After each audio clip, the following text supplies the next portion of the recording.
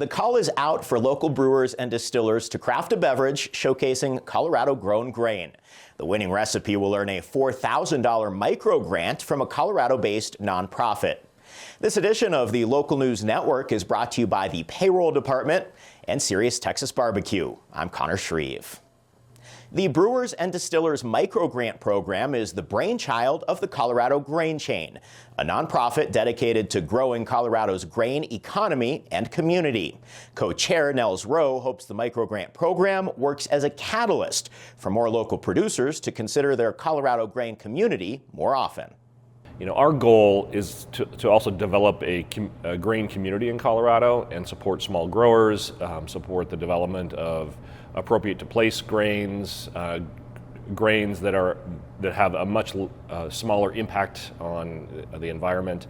And so that's a big part of our push as well, is to support community over commodity. Lisa Bolt with the Colorado Grain Chain says using local ingredients has an impact on everything from agricultural chain of production to boosting local economies and limiting environmental impact.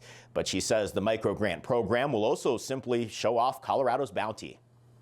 Brewers and distillers use a large quantity of grain, so a lot of them don't even know where their grain comes from, or it doesn't really matter because you buy it kind of on commodity.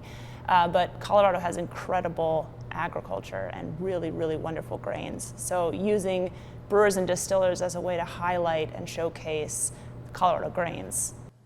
The Grain Chain will award 4 grants to winning applicants, 1 from each of Colorado's major watersheds. And while it only scratches the surface of what the Colorado Grain Chain is striving to achieve, Rowe says it's one cog in the nonprofit's goal of rethinking what we grow and how we grow it. We have lots of potential looming problems for sustainability in Colorado. If you look at some of the challenges even in the San Luis Valley, which some could call the breadbasket of Colorado, we're already seeing Dust Bowl problems again in that valley. And it's primarily a focus of growing crops that are substantially damaging to the watershed, the aquifer, as well as to the topsoil. Rowe knows that achieving the Grain Chain's mission requires a symbiotic relationship throughout Colorado's grain-growing community. So far, he has the support of small farmers like Root Shoot Malting founder Todd Olander. Yeah, I think the Grain Chain is doing lots of amazing things. They've been kind of championing different types of grains, like kind of very unique, like ancient grains, like just very unique grains that people aren't usually used to either baking with or brewing with. So I think the Grain Chain is creating some awesome opportunities for people to try local grains that haven't used them.